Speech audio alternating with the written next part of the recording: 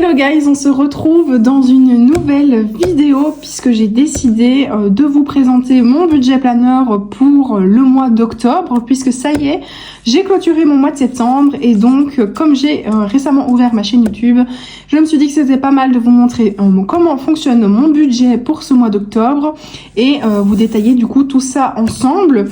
Ici, le budget planeur que j'ai, c'est le budget planeur des enveloppes dorées. Il est accessible sur son Drive, donc s'il vous intéresse, n'hésitez pas à aller le chercher. On va tout de suite commencer du coup par la première page. Alors évidemment, l'année 2025 est bientôt terminée. Donc moi ici, j'ai complété le mois d'octobre, le mois de novembre et le mois de décembre. Alors cette page-ci me sert principalement à voir si j'ai 4 ou 5 semaines en fonction de comment le mois est fait. Voilà, en fait en général quand il y a 1 ou 2 jours en plus, je calcule 4 semaines. Ici c'est 3 jours en plus, donc je calcule 4 semaines. En revanche par exemple ici pour le mois d'octobre, vous le voyez, on était sur une dernière semaine à 5 jours. Donc pour moi le mois d'octobre ce sera un mois à 5 semaines. Ensuite, seconde page, alors c'est quelques notes pour cette année, quelques objectifs en quelque sorte. Qu'est-ce que j'ai mis? Alors j'ai mis tout simplement passer mon CELOR, un objectif professionnel puisque comme je vous l'ai dit, je travaille à la SNCB et en fait, je vous l'ai dit également, je suis belge et donc ce qu'il se passe c'est que si j'obtiens mon CELOR, j'ai droit à une prime en quelque sorte mensuelle nette de 120 € sur mon salaire tous les mois. Autrement dit, voilà, il faut que je passe ce foutu CELOR. Ça me permettrait d'avoir 120 € en plus net sur mon salaire tous les mois. Mais c'est le CELOR en néerlandais et je suis tout bonnement nulle en néerlandais, donc c'est très compliqué. J'ai déjà essayé une fois et j'ai raté. Et j'ai de nouveau rendez-vous du coup le mois prochain pour le passer. Ensuite, j'ai mis du coup constituer une épargne maison, en tout cas la faire grandir au maximum. Et ensuite, j'ai mis vider ma palle. Donc c'est ma pile à lire puisque je suis une grande lectrice. Puisque du coup, le fait de vider ma palle me permettrait de faire des économies évidemment mensuellement puisque je ne ferai plus d'achats livresques. On passe ensuite à la page suivante. Alors c'est de nouveau les objectifs. Donc ici dans vraiment des objectifs purement financiers, j'ai uniquement mis épargne maison plus parce que c'est vraiment mon objectif principal à l'heure actuelle. On continue avec toutes mes provisions. Alors toutes mes provisions, vous le voyez, j'en ai quand même pas mal. J'ai tout mis, j'ai mis les fêtes, j'ai mis les anniversaires, j'ai mis les abonnements à renouveler, j'ai également mis du coup les événements un peu particuliers, les loisirs, les sorties. Bref, j'ai tout mis. Alors on va se concentrer ici du coup sur le mois d'octobre. Qu'est-ce qu'on a? Alors on a Halloween, évidemment le 31 octobre. Alors parfois je le fête, parfois pas, ça dépend. Ces derniers temps, je vous avoue qu'en général, je ne le fête plus. J'ai mis ensuite mes pneus parce que ça va pas tarder. Du coup, il va falloir que je me rachète des pneus pour cet hiver. Et j'ai mis mes éco-chèques. Alors là, ça va un petit peu être la surprise à la fin du mois puisque normalement, je dois toucher 250 € d'éco-chèques grâce à mon travail. Mais il semblerait que cette année, nous n'y ayons plus droit. Donc, on va voir un petit peu ce que ça donne à ce niveau-là. Alors, on va se concentrer du coup ici sur mon mois. Donc, je vous ai répercuté ici mes 5 semaines. Donc, semaine 1, semaine 2, semaine 3, semaine 4 et semaine 5. Mois d'octobre, mois très long. Alors il y a des choses que j'avais notées que je vais devoir supprimer puisque ici j'avais donc mis épilation définitive. Ça ne bouge pas. Je devrais en avoir à peu près pour 75 €. Je ne les ai pas. J'ai un peu moins. Je pense que j'ai 65. Donc il va falloir que je rajoute 10 € de mon enveloppe argent de poche, on va dire ça comme ça, là-dedans. Ensuite j'avais mis ici le 18. Alors oui, le 18, il y a un salon livresque, donc le salon du livre de Wallonie qui a lieu à Mons. Je vais y aller, donc je l'ai noté. J'avais ensuite mis ici le 22 tatouage. Alors c'est ça que je dois gommer puisque du coup je me suis arrangée. Étant donné que c'était un mois un petit peu compliqué, j'ai préféré repousser en fait tout bonnement ma séance de tatouage au mois prochain. Et ensuite le 31, c'est donc le FNR, donc le Festival New Romance. De nouveau, c'est un salon livresque qui aura lieu en France et donc je vais passer le week-end en France. Voilà du coup globalement comment va se constituer mon mois.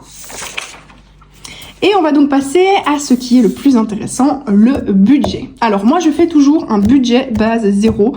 Pourquoi? Parce que si je ne fais pas un budget base 0 et que je me laisse en fait un petit restant sur mon compte, je sais que ça va partir dans des bêtises et que je vais le dépenser dans des bêtises. Donc je préfère le faire comme ça. Alors au niveau de mon salaire, alors ce mois-ci, donc pour le mois d'octobre, j'ai donc touché un salaire de 2233 €. Puisque je n'ai pas d'enfant, je n'ai donc pas d'allocation familiale ni quoi que ce soit et je n'ai pas de source de revenus complémentaire.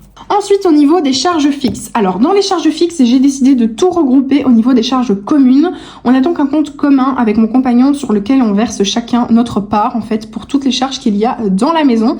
Voilà donc pour les charges communes. Alors, pour les charges communes, on verse chacun un montant de 100 € sur le compte commun, puisqu'on bénéficie tous les deux de chèques repas et qu'on a déjà, du coup, à peu près entre 200 et 250 € de chèques repas, plus les 200 € qu'on verse, ça nous fait donc 450 € pour l'enveloppe course, on va dire ça comme ça.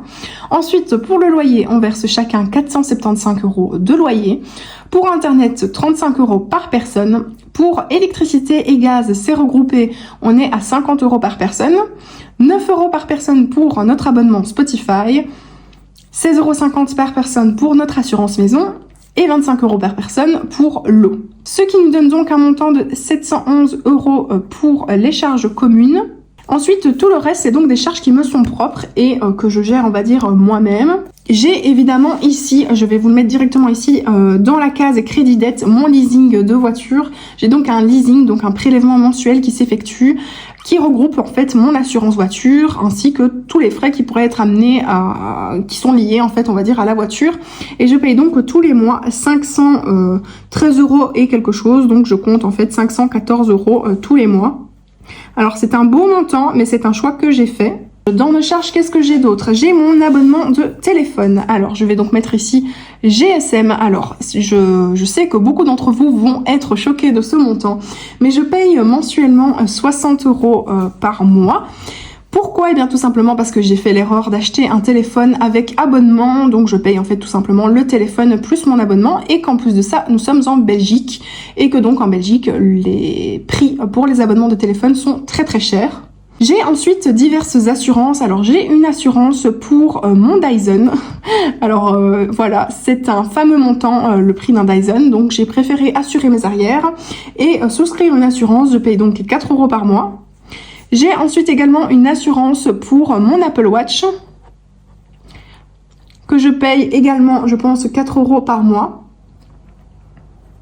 J'ai ensuite un abonnement pour le cloud, puisque j'ai donc un téléphone et j'ai bien besoin du cloud. Alors si j'ai le strict minimum, je pense, c'est celui à 3 €. J'ai ensuite des dons que je fais à une ASBL. Alors c'est une ASBL pour les personnes sans abri que j'ai souscrit il y a déjà un petit moment et que je garde non seulement d'un point de vue moral, mais également pour un point de vue financier, puisque du coup c'est déduit de mes impôts.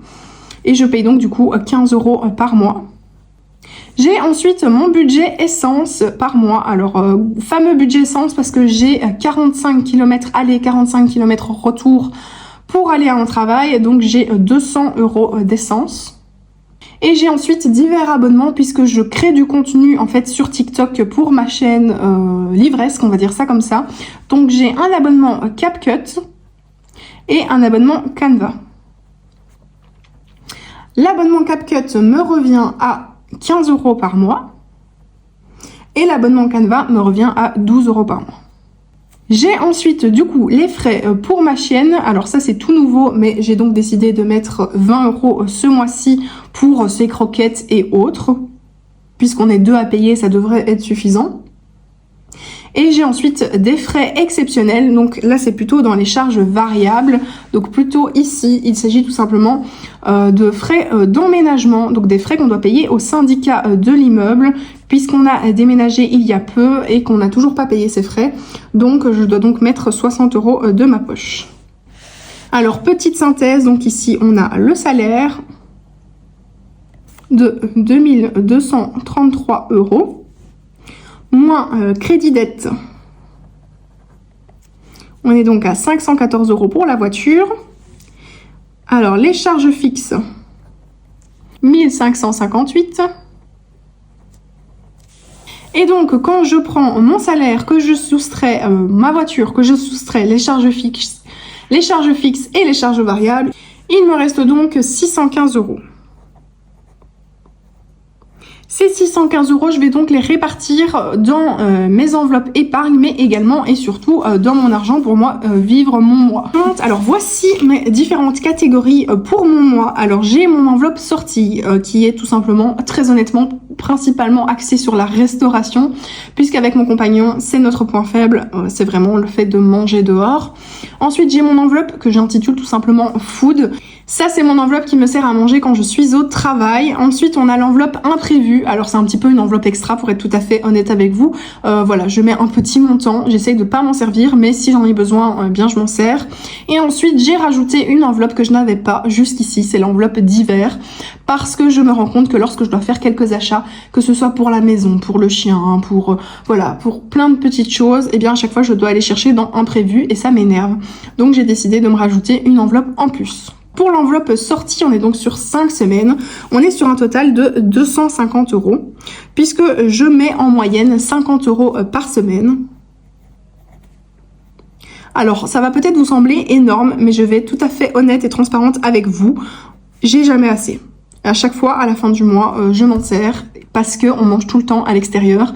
Alors j'ai vu avec mon compagnon ce mois-ci, tout simplement pour essayer d'économiser et essayer de ne pas manger trop de malbouffe, trop de fast-food à l'extérieur, parce que vraiment c'est un petit peu notre gros point noir. Ensuite, mon enveloppe food, alors là je mets 10 € par semaine et ça me suffit. Quand j'ai plus, je me démerde, pour être tout à fait honnête avec vous.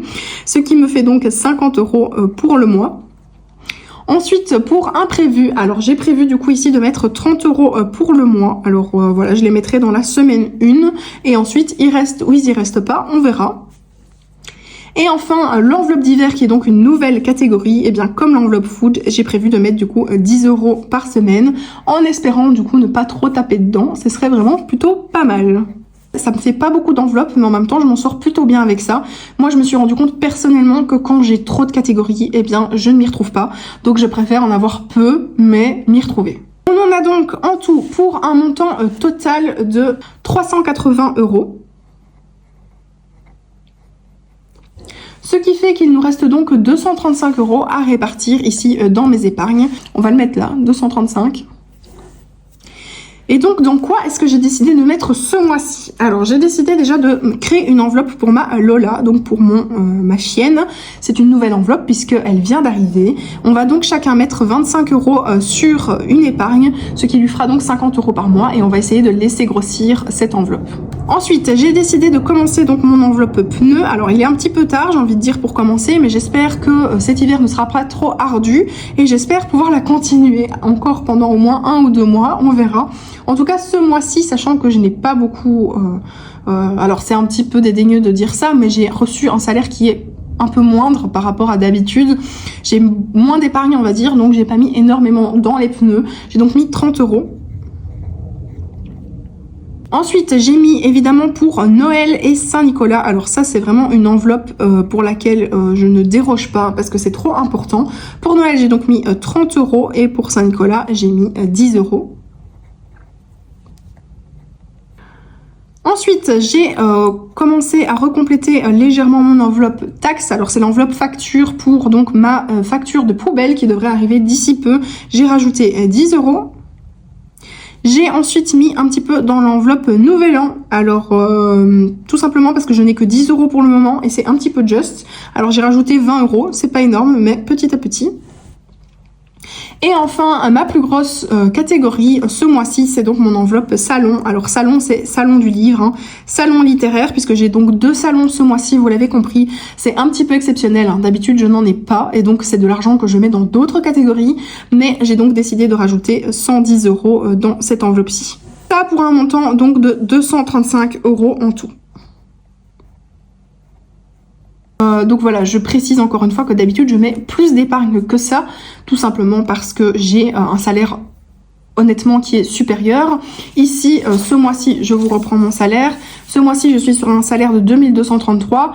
En général, je signe entre 2200 et 2400. Voilà, j'ai plutôt tendance à aller vers les 2400, mais voilà, c'était un petit mois puisque j'ai eu tout simplement des vacances.